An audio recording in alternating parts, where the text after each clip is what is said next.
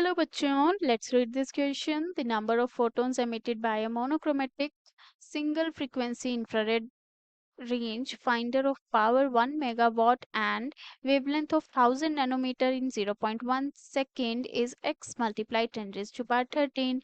The value of x is, so हमें nearest integer में answer करना है and here we can see the h which is Planck's constant का value is given to us and c is that is the speed of light is given in the question. सबसे पहले हम इस question का की concept देखेंगे. इस question का जो की कॉन्सेप्ट है that is the quantization of energy. Quantization of energy as according to the Planck's quantum theory जो हमारे पास एनर्जी है that comes in the form of the packets जिसको हम लोग क्वांटा बोलते हैं. Quanta, this is the packets of energy और here we can write it as packets of energy according to which अगर हमारे पास एनर्जी एब्जॉर्ब होगी या फिर एमिट होगी that will be in the discontinuous manner and will be in the discrete packet of energy. Discrete packets of energy which is further called photon, called as photon. And according to this जो हमारे पास each photon होगा उसके लिए जो energy रहती है that is equals to में H nu where H is the Planck's constant and nu is the frequency और ई हमारे पास एनर्जी को रिप्रेजेंट करता है.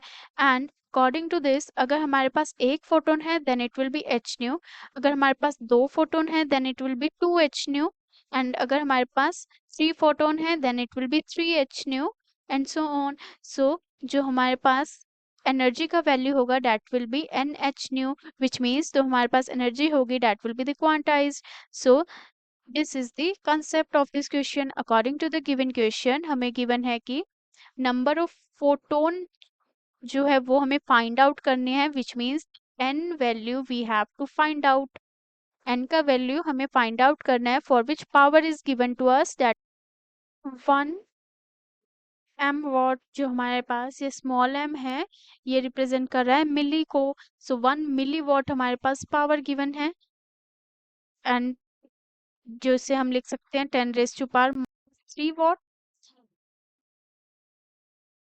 एंड दिस मीन्स जो हमारे पास पावर है that is 10 raise to power -3 joule in 1 second में हमारे पास इतना पावर है एंड टाइम हमें गिवन है 0.1 सेकेंड. सो 0.1 सेकेंड में हमारे पास जो पावर रह जाएगा वो कितना होगा that will be 10 raise to power -3 in 0.1 second के लिए. सो मल्टीप्लीकेशन हो जाएगा तो ये हमारे पास वैल्यू क्या आएगा 10 raise to power -4 joule.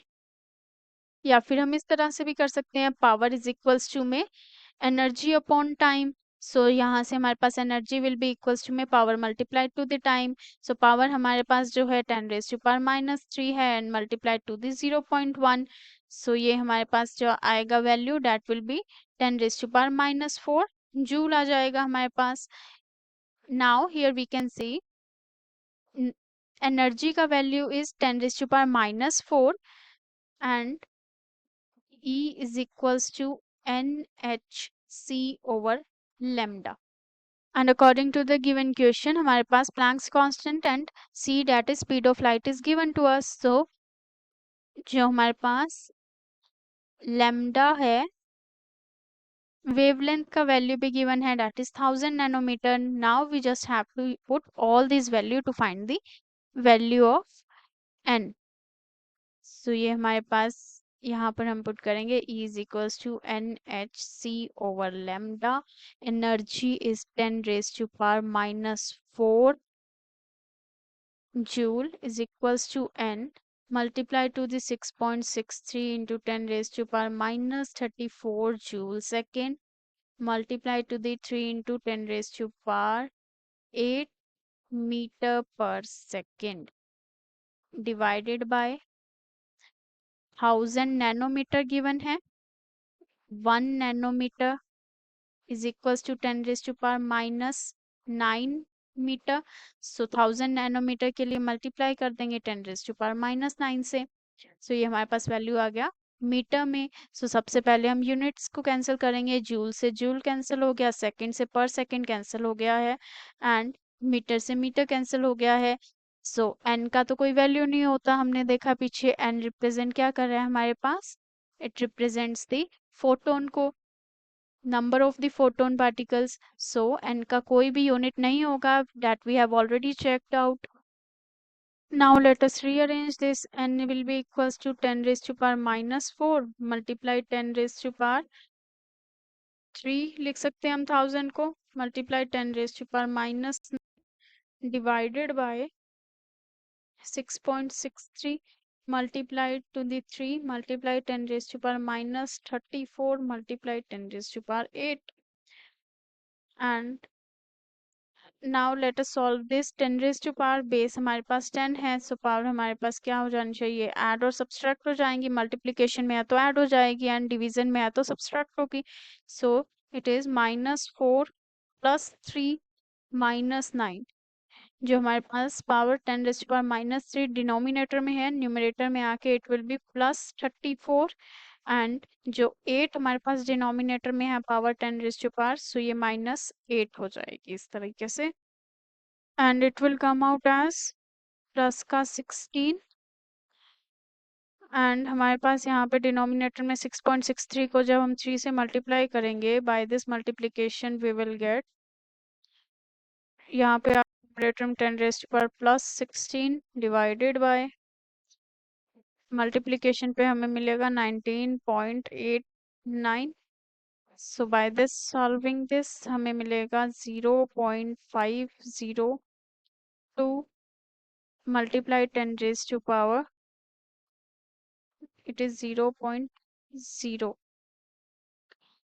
multiply 10 raised to power +16, and according to the given question हमें x का वैल्यू फाइंड आउट करना है। मल्टीप्लिकेशन में है 10 raised to power 13 और नियरेस्ट इंटीजर बताना है for the x।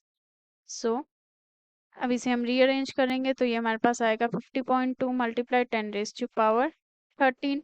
So 10 raised to power 13 आ गया। So the possible value of the x is 50.2, but nearest integer में बताना है, so जो x की वैल्यू आएगी that will be 50।